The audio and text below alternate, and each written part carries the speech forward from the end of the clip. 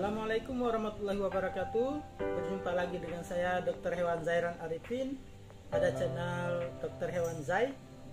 Pada kesempatan ini saya akan berbicara sedikit mengenai informasi tentang penyakit bovine ephemeral fever atau yang biasa disebut dengan demam 3 hari. Nah, bovine ephemeral fever ini adalah suatu penyakit virus argo pada ruminansia, terutama pada sapi dan kerbau.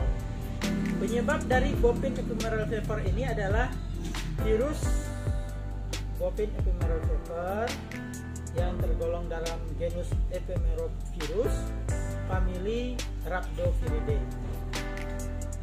Penularannya melalui vektor dan kontak langsung. Vektornya adalah nyamuk. Jadi penyakit bovine ephemeral fever ini ditularkan selain dengan kontak langsung, juga ditularkan melalui nyamuk. Jadi nyamuk hinggap di satu ternak yang sakit atau di sapi yang sakit, kemudian dia terbang kembali ke tempat yang lain, hinggap ke sapi yang lain, maka bisa menularkan penyakit bovine ephemeral fever ini. Apa saja sih gejala-gejala pada penyakit bovine ephemeral fever ini?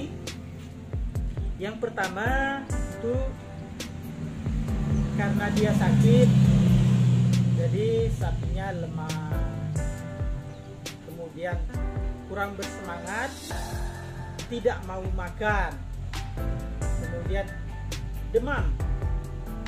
Demam biasanya lebih kurang selama 3 hari. Demam lebih kurang 2-5 hari. Biasanya pada hari ketiga sapinya biasanya sembuh atau mati. Ya, biasanya seperti itu.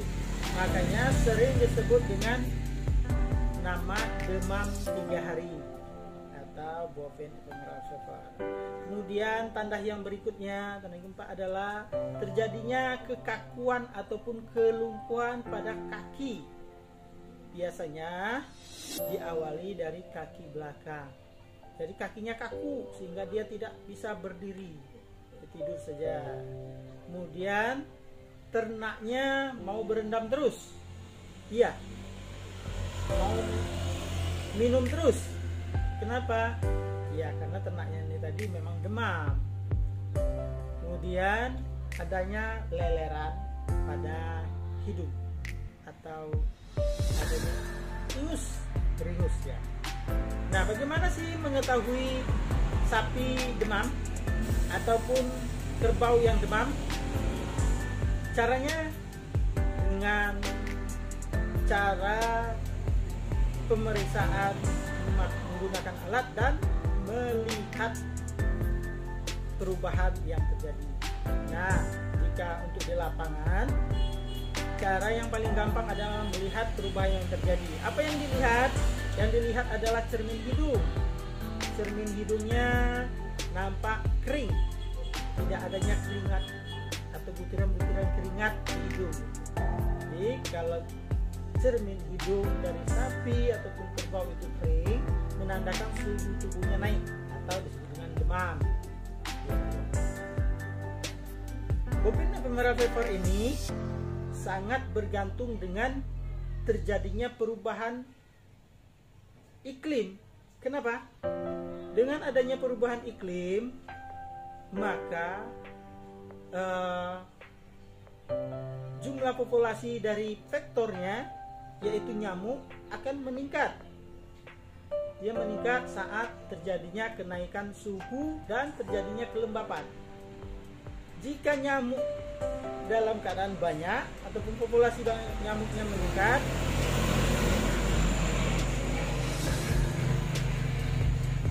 maka akan memicu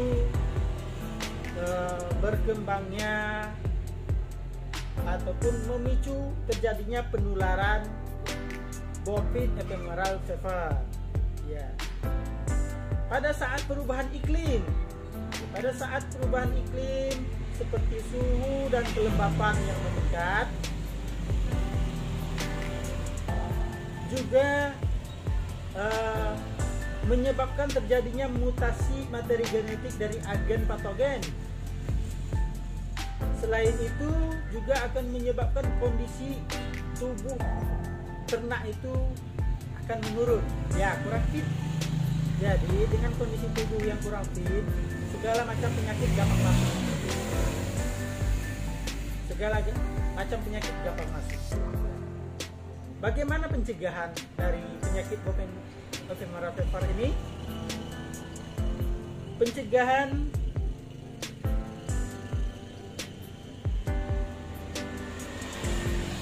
ya, sebelumnya untuk melihat gejala-gejala ataupun tanda-tanda dari penyakit Bovemara fever ini, silakan dilihat pada foto-foto berikut ini.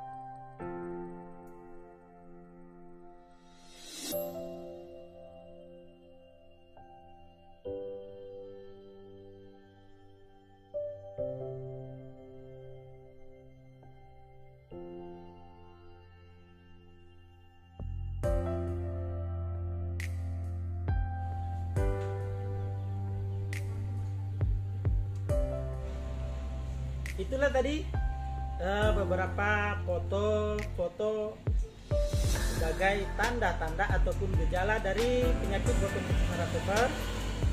Semoga bisa membantu para penonton semua untuk mengidentifikasi penyakit ini.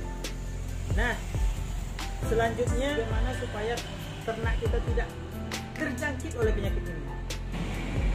Ada langkah-langkah yang bisa kita lakukan. Yang pertama, jika ada lakukan vaksinasi. Atau yang kedua berikutnya, mengontrol populasi vektor. Ya, jadi vektornya tadi kan nyamuk. Vektornya tadi kan nyamuk. Kita menjaga kebersihan kandang, menutup air, kemudian sanitasi ataupun selokan kita bersihkan supaya tidak terjadinya genangan air yang merupakan tempat media yang bagus untuk tempat berkembang biakan nyamuk. Jadi ini perlu kita bersihkan. Kemudian kita juga bisa memberikan pengasapan pada kandang ternak supaya nyamuk tidak banyak. Bagaimana sih cara pengobatannya jika sudah terkena penyakit Bovemara fever ini? Ya, tentu langkah yang paling bijak adalah menghubungi petugasnya, menghubungi dokter hewan ataupun mantri hewan. Jadi dokter hewan akan mengobati gejala yang ada, membantu menambah daya tahan tubuh, dan kemudian mengobati kemungkinan adanya infeksi sekunder. Apa yang diberikan? Pertama, antiinflamasi, antipiretik, multivitamin, dan antibiotik. Antibiotik gunanya untuk mengobati jika ada infeksi sekunder. Dari masyarakat ataupun peternak, apa yang bisa dilakukan?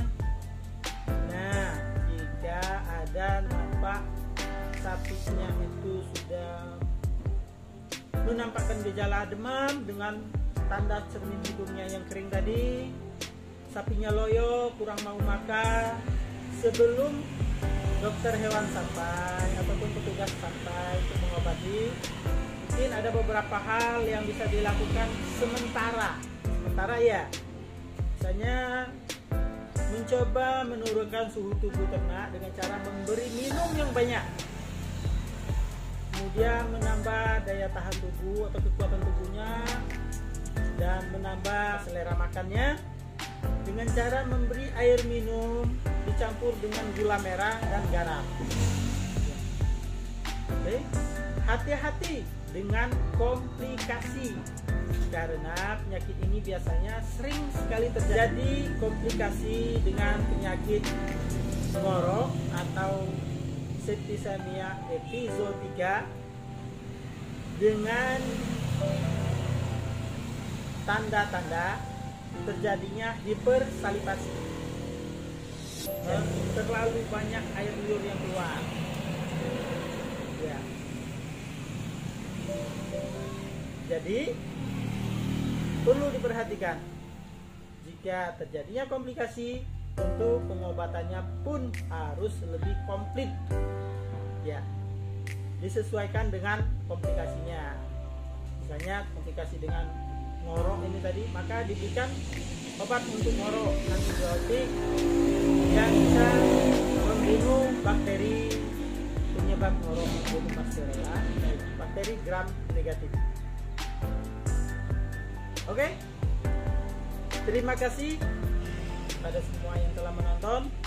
Jangan lupa like, subscribe, komentar, dan aktifkan tanda lonceng supaya bisa mengikuti perkembangan dari video-video kami berikutnya. Semoga bermanfaat.